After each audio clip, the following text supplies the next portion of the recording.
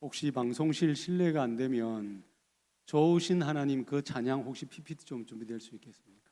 됩니까? 좋으신 하나님 그거 됩니까? 안 됩니까? 제가 기도할 동안에 준비가 되면 했으면 좋겠습니다. 기도하겠습니다. 하나님 감사합니다. 은혜를 베풀어 주셔서 하나님께서 귀하게 여기시고 목숨을 버려가면서까지도 충분히 사랑할 가치가 있어서 사랑하시고 또 이렇게 한 자리에 모아서 동해교회를 섬기게 하시는 귀한 성도들과 함께 하나님의 말씀을 나누고 진리를 나눌 수 있도록 축복하여 주신 것을 감사합니다. 부족한 사람을 말씀의 봉사자로 세우셨사오니 하나님께서 나타나는 시간이 되게 하시고 이 백성들을 진리로 깨우쳐 주시고 진리 가운데로 이끌어 주시옵소서.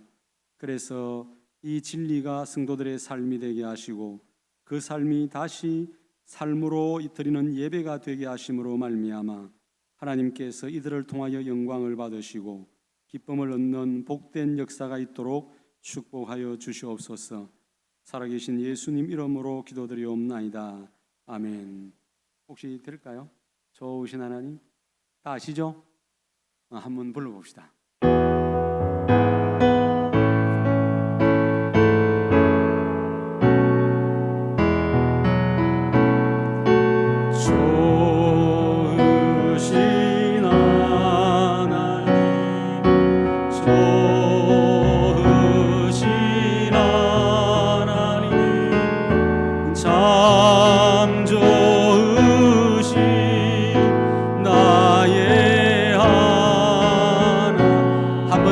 좋으신 하나님 가사에 마음을 담고 좋으신 하나님 좋으신 하나님 참 좋으신 나의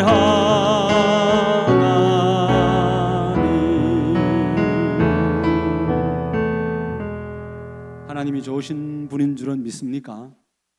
그러면 오늘 제 설교를 따라오는데 큰 부담은 없을 것 같습니다.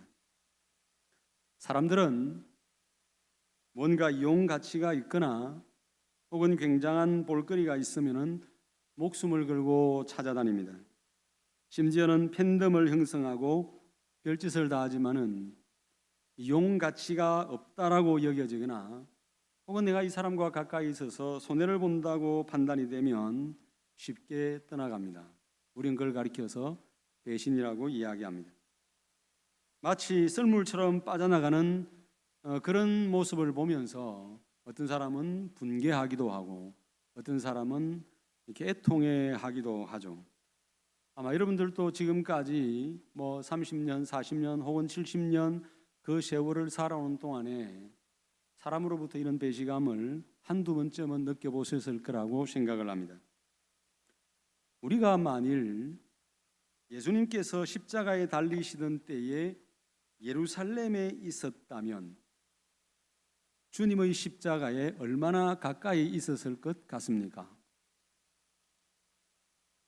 여러분들이 만약에 오병이어의 현장에서 예수님께서 보리떡 5개와 물고기를 가지고 직접 축사하시고 떼어서 내 입에 먹이시기를 그 현장을 경험한 사람이었다고 한다면 여러분들은 예수님이 십자가에 못 박히시는 순간에 십자가 밑에 있었을 것 같습니까? 아니면 다른 여타의 그 많은 사람들처럼 예수님을 외면하고 딴 곳에 있었을 것 같습니까? 주님을 사랑하는 마음과 십자가를 향한 우리의 마음의 거리는 정확하게 비례합니다. 주님을 사랑하는 것만큼 십자가 옆으로 다가가게 되어 있습니다. 이건 굳이 십자가를 빌리지 않더라도 여러분들과 사랑하는 사람들과의 관계를 살펴보면 그대로 드러나는 진리입니다. 25절을 한번 보십시오. 예수님의 십자가 곁에는 그 어머니와 이모와 글로바의 이렇게 나와 있죠. 제가 프린트가 글로바의 아내 마리아와 막달라 마리아, 그리고 26절에 보면은 사랑하는 제자, 이렇게 다섯 사람은 주님을 사랑했기 때문에 주님이 십자가에 못 박히신 그 근처에, 그 밑에 있었습니다.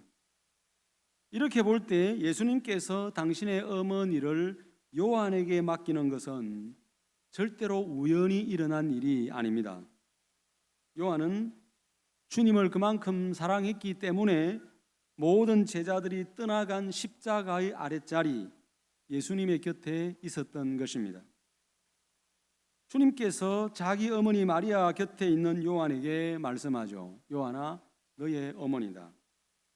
여러분, 우리 다 알고 있지 않습니까? 예수님과 요한은 친형제간이 아닙니다. 피 한 방울도 섞인 관계가 아닙니다.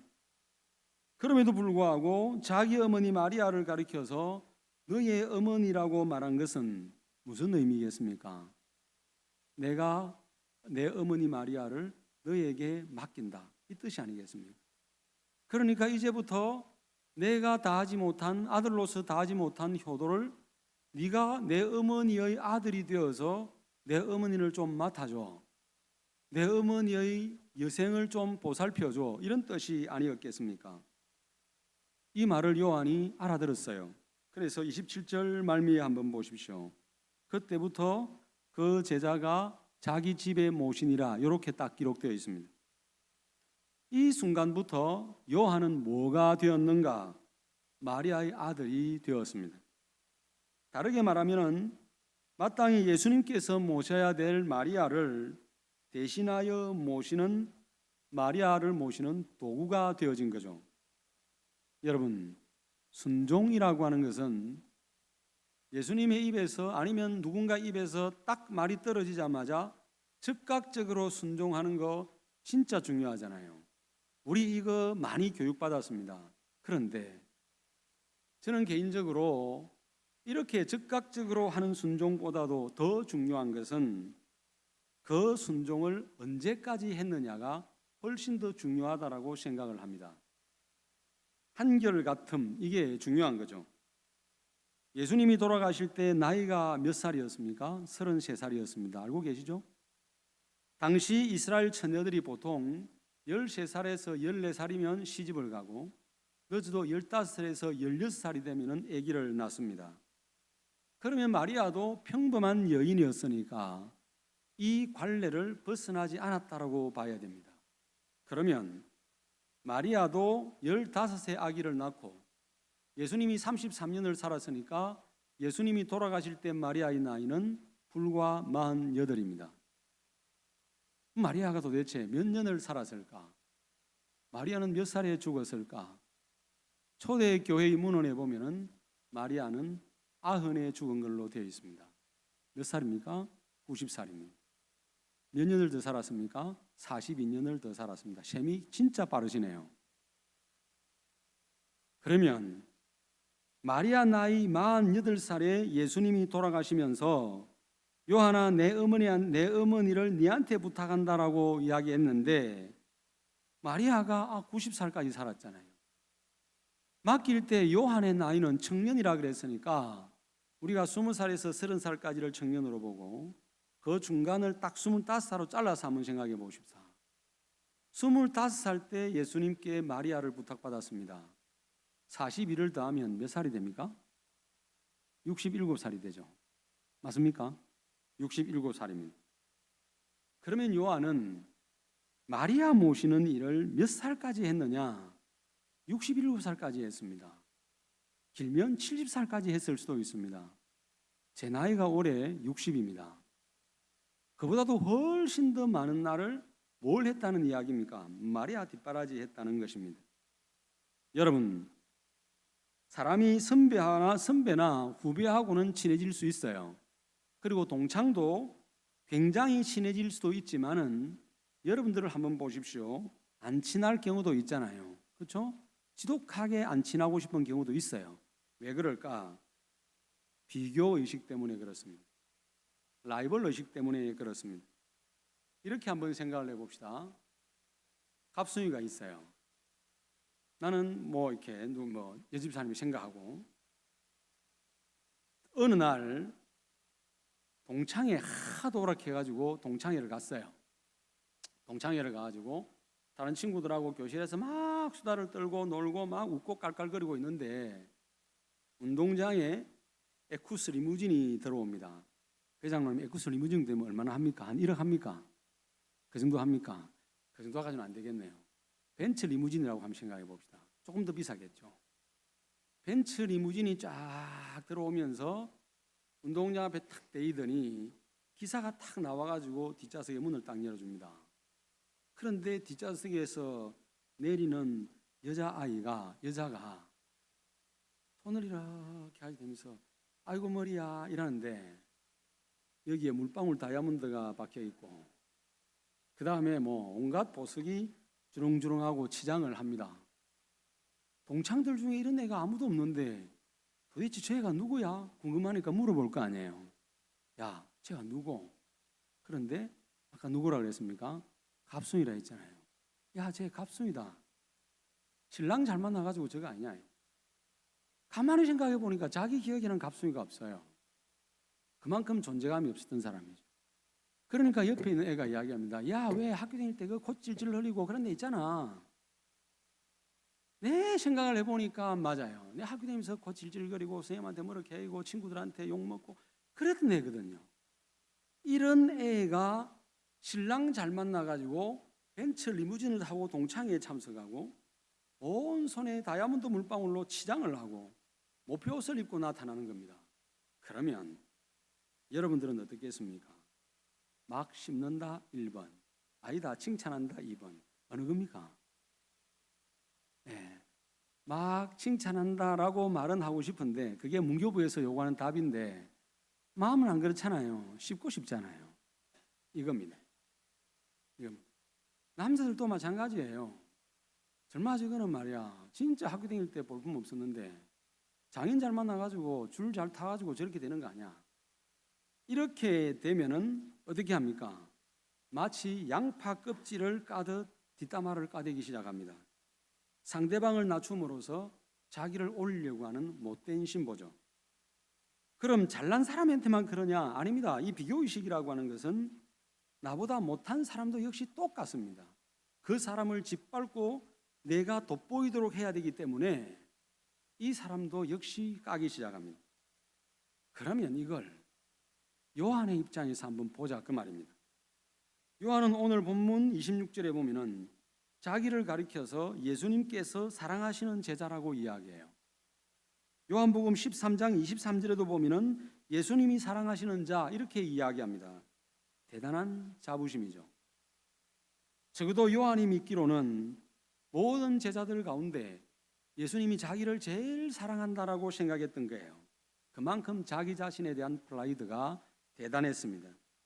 그런데 이 능력 있고 혈기왕성하고 자신감이 충만하며 예수님으로부터 사랑받고 있던 요한이 70살이 될 때까지 한 게 뭔가? 할머니 아침 차려드리고 점심 차려드리고 저녁 차려드립니다.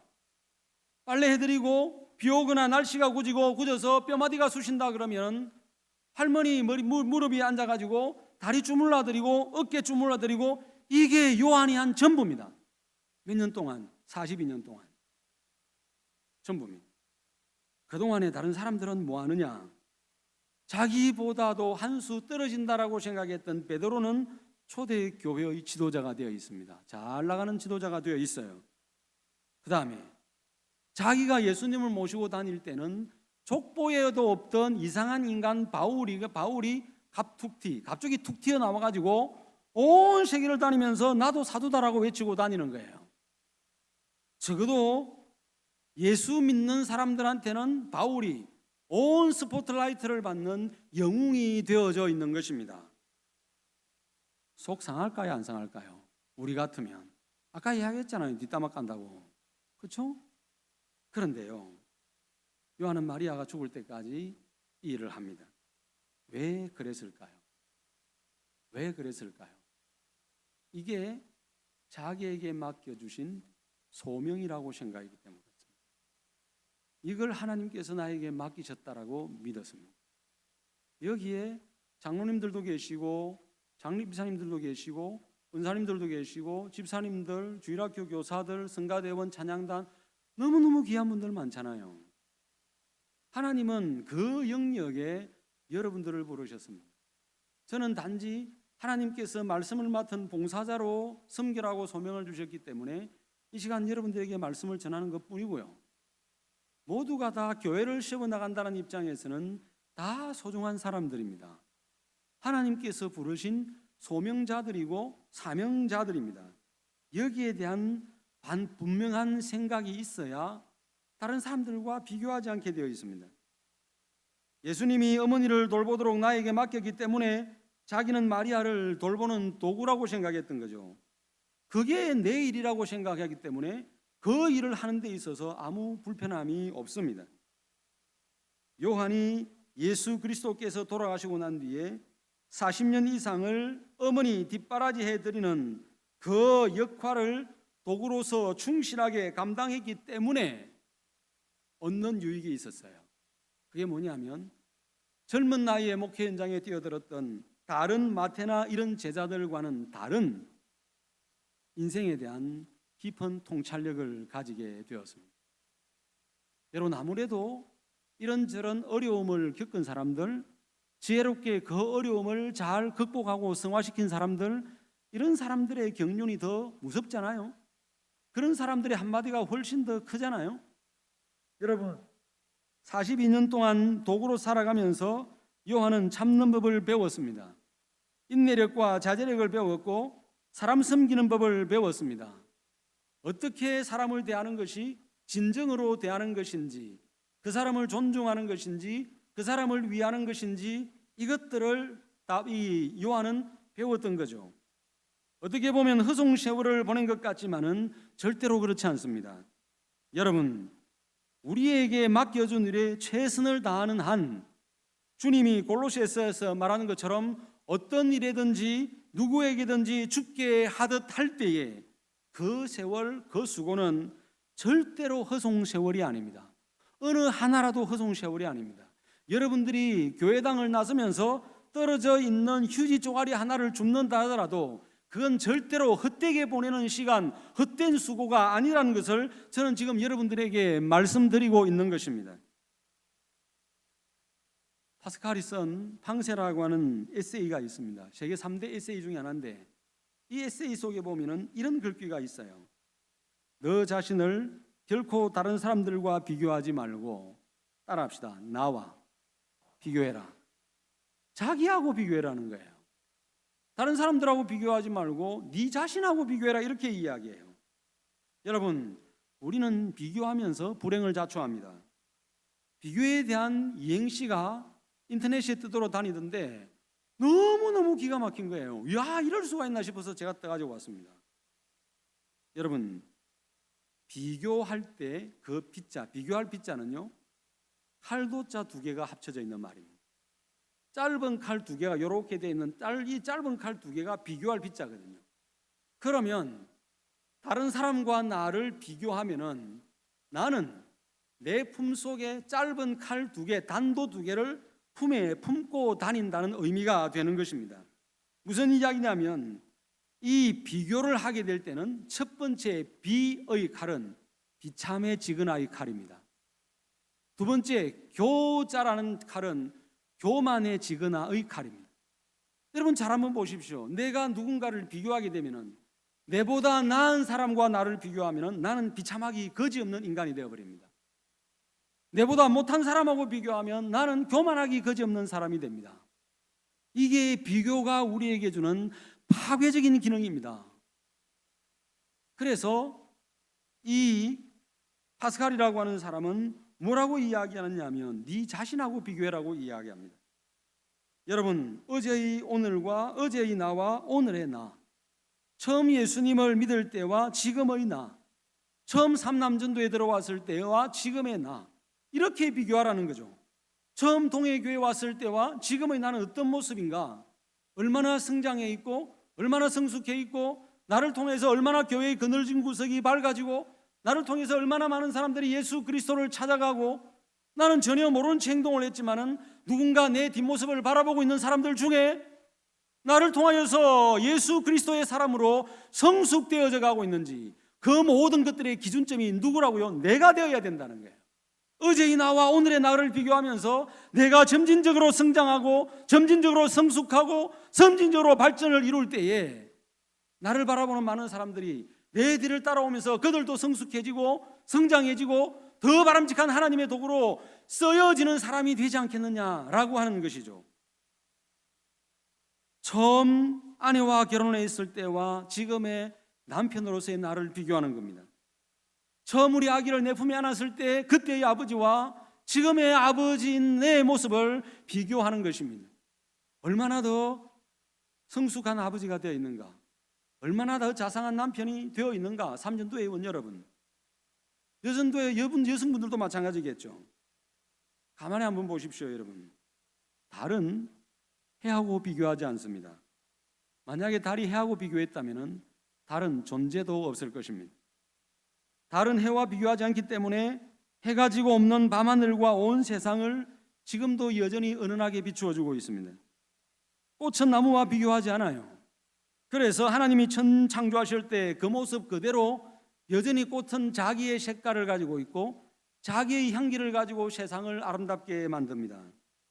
더 한번 생생하게 들어가 볼까요? 군뱅이 얼마나 느립니까? 달팽이 얼마나 느립니까?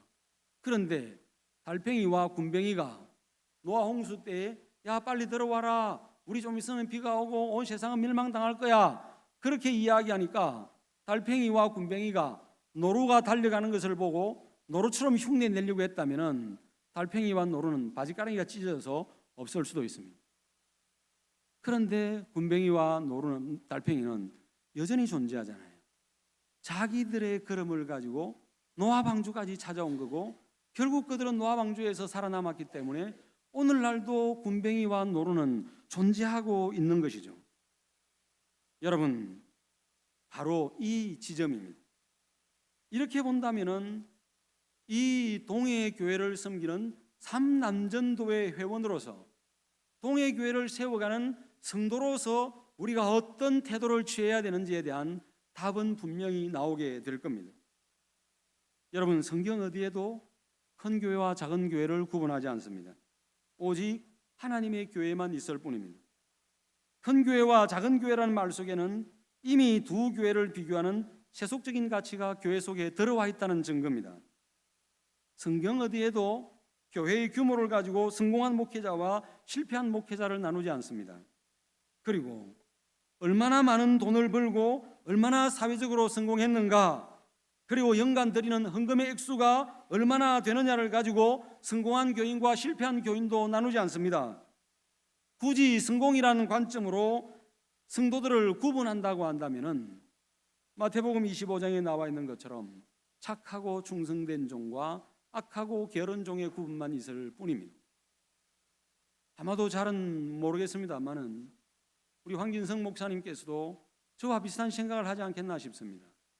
여러분들에게 기대하고 바라는 것은 하나님 앞에 충성된 그리스도인으로 살아가고 충성된 그리스도인으로서 변함없는 마음을 가지고 동해교회를 섬기고 동해교회가 필요한 곳에 여러분들의 땀과 헌신을 드리고, 그래서 이 동해교회가 이 땅에 세워진 그 어떤 교회보다도 신앙적으로 성숙하고 다른 교회들이 바라볼 때 정말 본받을 만한 교회가 되고, 그래서 하나님의 일을 위대하고 큰 일이 아니라 하나님께서 마음을 두고 있는 그 일, 하나님께서 기뻐하시는 그 일, 하나님께서 하나님의 뜻을 이루는 그 일을 하는 교회로 세워가기를, 여러분들과 같이 세워가기를 바라는 것이 아니겠는가, 저는 그렇게 생각을 해요. 여러분 보십시오. 여러분, 2달란트의 주인공은 5달란트의 주인공과 비교해서 5달란트 남겼으니까 넌 충성된 종이고 2달란트 남겼으니까 넌 악한 종이야, 이렇게 말씀하지 않습니다. 마리아의 입장에서 한번 생각해 봅시다. 친아들도 아니면서 예수님과 사제의 정을 맺었다고 평생을 뒷바라지 해주고 돌보아주는 요한이 얼마나 고마웠겠습니까? 요한이 마리아를 어머니로 삼은 것처럼 마리아 역시 요한을 아들로 여겼고 아들 예수를 바라보듯이 마리아가 요한을 바라보았을 겁니다. 그렇다면 여러분, 자식에 대한 어머니의 사랑에 다함이 있습니까? 자식에 대한 아버지의 사랑에 다함이 있습니까? 내가 혹시 재주가 없고 무능하고 가진 것이 없어서 혹 해주지 못할지는 모르겠지만 마음은 뭐든지 다 해줄 수 있지 않습니까? 뭐든지 다 해주고 싶지 않습니까? 그게 어머니의 마음이고 아버지의 마음이지 않습니까? 마리아도 똑같이 생각해야 됩니다. 마리아도 친아들도 아니면서 지극정성으로 보살펴주는 이 요한이 아들 같았기 때문에 마리아는 끊임없이 요한에게 사랑을 주었을 겁니다. 예수님에게 주지 못한 어머니의 사랑을 요한은 끊임없이 주었고 그 사랑을 요한이 받았습니다. 보십시오. 그렇게 세월을 보냈더니 그 할머니가 돌아가시고 난 다음에 주님께서는 이 요한으로 하여금 요한복음을 쓰게 하십니다. 요한 1, 2, 3서를 쓰게 하시고 요한계시록을 쓰게 하셨습니다. 그렇게 섬기는 과정에서 요한의 거친 성품이 다듬어졌습니다. 요한이 얼마나 거친 성품의 사람이었냐면 누가복음 9장에 요한의 성품을 알 수 있는 사건 하나가 나옵니다. 예수님과 제자들이 예루살렘으로 가기 위해서 사마리아를 지나갑니다. 사마리아를 지나가다가 이 사마리아 지역에 복음을 전하는데 사마리아 사람들이 받아들이지를 않아요. 그러니까 대뜸 야고보하고 요한이 뭐라 했는지 아십니까? 하나님, 예수님, 하늘에서 번개를 내려가지고 저 사람들을 죽여버려 주십시오. 이렇게 합니다. 이 정도로 거친 성품이에요. 아니 복음 전하는데 복음 안 받는다고 해서 저 인간 저거 죽여버리십시오. 이렇게 하는 사람 있습니까? 우리 중에 아무도 없잖아요. 그런데 야고보와 요한은 그 이야기를 했어요. 그래서 예수님이 이 두 인간한테 붙인 별명이 뭐냐 하면 보아너게였어요. 우리의 아들이란 뜻을 가지고 있습니다. 이만큼 거친 성품을 가지고 있는 사람이 요한이었습니다. 그런데 여러분, 이 요한이 마리아를 섬기는 과정을 지나면서 어떻게 변화된지 아십니까? 자녀들아, 우리가 말과 혀로만 사랑하지 말고 행함과 진실함으로 사랑하자. 사랑의 사람으로 바뀝니다. 눈에 보이는 형제를 사랑하지 못하면서 눈에 보이지 않는 하나님을 사랑한다는 것은 거짓말하는 사람이다. 이렇게 이야기합니다. 여러분, 이건 요한의 말씀이기도 하지만은 성경 말씀입니다. 만약에 이 말을 하는 자가 거짓되거나 만약에 이 말씀의 권위가 상실될 상황이라면 하나님은 이 말씀을 성경 속에 기록하지 않았을 겁니다. 그런데 이 성경은, 이 말씀은 그대로 성경 속에 기록되어서 하나님의 말씀이 되어 있습니다. 만약에 요한이 이런 사람이 되지 못했다고 한다면 요한 서신을 읽는 사람들이 뭐라고 이야기하겠습니까? 니나 잘해라 하지 않겠습니까? 지는 그렇게 못하면서 지는 여전히 거친 성품을 가지고 있고 하늘에서 벼락이 내려가지고 죽이라고 말하는 인간이 어떻게 사랑해라고 말할 수 있노? 이렇게 이야기하지 않겠어요?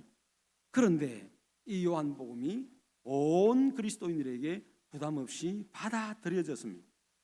그건 뭡니까? 요한의 삶이 다듬어지고 성숙되어지고 변화여졌고 그래서 그 시대의 그리스도인들이 다 받아들일 수 있는 가르침이 되고 교훈이 되었다는 이야기지 않겠습니까? 사랑하는 동해교회 성도 여러분, 하나님께서 여러분에게 어떤 도구가 되라고 했을 때 다른 사람과 상대적으로 비교해서 내가 마음이 상해질 수 있습니다. 그러나 하나님께서 내게 시키신 일이기 때문에 십자가를 지고 가는 것처럼 힘들고 고통스럽게 느껴진다 하더라도 누군가가 내 수고를 알아주지 못한다 하더라도 결과는 하나님께 맡기고 나는 도구로서 하나님께서 일을 맡기신 사원으로서 그 일에 생명을 걸고 몰입할 때에 반드시 하나님께서 작정하신 일을 이룹니다. 그 일이 뭔지는 잘 모르겠어요. 그건 각자 다르기 때문에 제가 드릴 수 있는 말씀은 아닌 것 같습니다. 우리 삶에 대해 이런 관점과 믿음을 가지게 될 때 비로소 우리 인생을 바라보는 신앙적이고 영적인 시각을 가지게 될 겁니다. 인생에 대한 이해와 통찰이 깊어지게 될 것이고 내 인생을 바라보는 시각도 분명히 달라지게 될 것입니다. 사랑하는 성도 여러분, 여러분의 여러분들이 지금 오늘 제가 드린 말씀을 가지고 요한을 바라보는 것과 지난날 여러분들의 인생을 바라본 시각이 전 똑같았으면 좋겠다고 생각하지만은 똑같지는 않을 겁니다. 아, 내 인생은 왜 이래? 왜 내 인생은 이렇게 꼬였어? 저 인간 저가 안 만났으면 내 팔자가 폈을 텐데, 뭐 이런 이야기들이 있을 수 있죠. 그러나 여러분, 하나님은 그 사람과의 만남도 하나님의 계획 속에 두셨고, 그 일과의 만남도 하나님의 계획 속에 두셨고, 그래서 그 사람과 그 일을 통하여서 나를 다듬고 성숙시키고 오늘날까지 온 겁니다. 바울이 뭐라고 이야기합니까? 나의 나 된 것은 하나님의 은혜입니다. 하나님의 은혜입니다. 바로 이것이 중요한 거죠. 그리스도 안에서 믿음의 형제가 된 3남전도회 회원 여러분, 나이대를 보니까 좀 높은 나이대는 저랑도 비슷하겠더라고요. 회장님이 맞죠? 네. 뭐 어쨌든 다 자녀들을 가지고 있고 또 이 가정을 일구고 있는 분들 아니겠습니까? 하나님의 도구가 되는 기쁨을 누리십시오. 주님의 이 말씀을 통해서, 그리고 주님의 말씀에 순종한 요한과 어머니 마리아의 순종을 통해서 새롭게 만들어갔던 그 역사처럼 순종할 때 하나님께서 여러분들도 또 여러분들 주변에 있는 사람들과도 협력하여서 하나님의 새 역사를 분명히 이루어 가실 겁니다. 그리고 그것은 우리가 기대한 것보다, 우리의 생각한 것보다 훨씬 찬란하고 위대한 역사가 될 것입니다. 기도하겠습니다. 고마우신 하나님 아버지, 은혜와 사랑을 감사드립니다. 오늘 또 사랑하는 주의 백성들과 함께 귀한 말씀을 나누어 볼 수 있도록 축복해 주신 것을 감사합니다. 하나님 아버지, 때때로 우리가 우리의 삶을 돌아보면 아쉬운 순간도 있고 그때의 선택에 대해서 후회스러운 순간도 있습니다. 또 앞으로 우리 미래를 생각하면서 불안하기도 하고 염려스럽기도 하고 조심스럽기도 한 것도 있을 수 있습니다.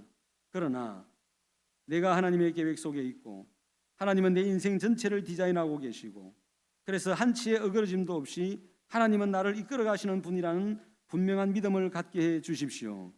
그래서 내 인생에 대해서 담대하게 하시고 내 인생을 하나님께 맡기게 하시고 내 인생을 용기 있게 살아감으로 말미암아 먼저는 하나님을 영광스럽게 할 수 있게 하시고 이 동해교회를 건강한 교회로 세워가는 데 헌신될 수 있도록 축복하시기를 원하오며, 가정과 맡겨주신 모든 영역에 하나님의 나라를 건설하는 귀한 믿음의 백성들이 되게 하여 주옵소서. 살아계신 예수님 이름으로 기도드리옵나이다. 아멘.